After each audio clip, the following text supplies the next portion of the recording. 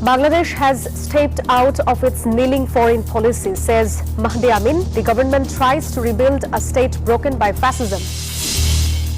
Sheikh Hasina will be brought back through legal proceedings, says Chief Prosecutor. Verdicts against 7 may come anytime. And Finance Minister says new pay scale will be implemented this year. Government dismisses UN Al-Qaeda information. Hello and welcome to the News 24 English Bulletin. This is Jannatul Sadia. Those were headlines. Bangladesh has moved beyond a subservient foreign policy, said Prime Minister's advisor Mahdi Amin. He said the BNP-led government is working with public trust, confidence and accountability.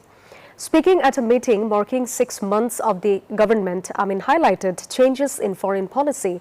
Political advisor Ruhul Kobir Rizvi said the government is working to fulfill its election pledges. Information Minister Johiruddin Shapon said rebuilding the country from the ruins is now the biggest challenge. The International Crimes Tribunal has concluded arguments in the case against former Minister Obaidul Qadir and 6 others over crimes against humanity during the July uprising. A 3-member panel led by Justice Nozrul Islam Chaudhry will deliver the verdict soon. All 7 accused in the case remained absconding. Prosecutors charged them with ordering killings, inciting violence and conspiring to suppress student-led demonstrations. Meanwhile, Chief Prosecutor Aminul Islam clarified that Bangladesh lacks precise details regarding former Prime Minister Sheikh Hasina's current legal status in India. However, he stressed that government authorities will pursue formal legal channels to secure her extradition and bring fugitives to trial. The new pay scale for government employees will be implemented this year, said Finance Minister Amir Khosrow Mahmood Chaudhry. He spoke after a meeting on the Pay Commission at the Secretariat. The minister said several aspects are being reviewed and more discussions are needed. A final decision will be announced later. Home Minister Salahuddin Ahmad said the government is not taking UN information on Al-Qaeda's presence in Bangladesh into account. He also said law and order has improved during the government's first 6 months. 5 local government elections will be completed this fiscal year, said Local Government State Minister Mir Shahi Alam. He said election dates will be set after discussions with the Election Commission. Speaking at a briefing, he said the government will allocate funds for renewable energy and form a committee. Battery-powered e-rickshaws will require city corporation registration. They must use solar power for charging.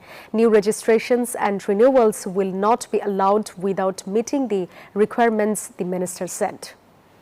Bangladesh plans to increase jute exports to China through stronger cooperation between the 2 countries. Textiles and Jute Minister Khondokar Abdul Muqtadir said joint efforts could double Bangladesh's textile exports. He spoke at the China-Bangladesh Textile and Fashion Conference in Dhaka. The minister called for sharing experience and expertise to strengthen the textile and fashion sectors. He also said Bangladesh plans to increase jute exports to China through greater bilateral cooperation. The High Court has issued a rule questioning the removal of soil from beneath the Podda Bridge and railway. The court also asked why the removed soil should not be restored. The bench, led by Justice Razik Al-Jalil, issued the rule after hearing a petition.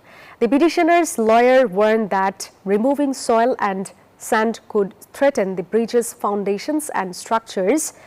Officials have been given 2 weeks to respond. The respondents include Naranganj district judge and relevant ministry officials. NCP convener Nahid Islam said democracy is shrinking as the government labels criticism over gas and electricity as reckless. Speaking at a discussion in Gulshan, he said opposition parties must be free to speak inside and outside Parliament. Nahid said democratic movements are being portrayed as reckless, creating a worrying narrative. He also criticized the lack of visible progress in implementing Media Reform Commission recommendations. He said key recommendations on the referendum and other reforms remain unimplemented. 1,000 crore taka embankment Project along the Monu River faces major delays across Maulavibazar district. Land acquisition disputes and poor coordination between authorities have pushed the completion deadline to 2028. Severe riverbank erosion threatens homes and cropland along the Monu River during monsoon seasons. Approved in June 2020, the 996 crore taka protection project remained incomplete after 5 years. The High Court has issued a rule seeking uniform guidelines for document attestation at Bangladesh missions abroad. The court acted after a petition raised public suffering over document verification for expatriate students, workers and others. Authorities have 4 weeks to respond separately. A guardian filed a petition after Uttara Rajuk Model College cancelled a 9th grade student's admission over alleged cheating. Lawyers said the decision may affect the students' registration. They have sought a review of the cancellation. A Naranganj court has sentenced 3 robbers to death for killing university student Shimanto. District and Sessions Judge Abu Shamim Azad announced the verdict on Monday in the presence of the accused. The convicts are Onik, Akash and Babu. The court delivered the verdict after hearing testimony from 24 witnesses. The prosecution lawyer welcomed the ruling. Shimanto was killed on December 12 in 2024 while traveling from home to university when he was attacked during a robbery. Hilsha remained scarce in Borishal despite the peak fishing season, with low catches pushing prices higher. Fishermen said they are spending hours in rivers but returning with little fish. Traders blamed the destruction of Hilsha fry and juvenile fishing. They said climate change may also be affecting breeding.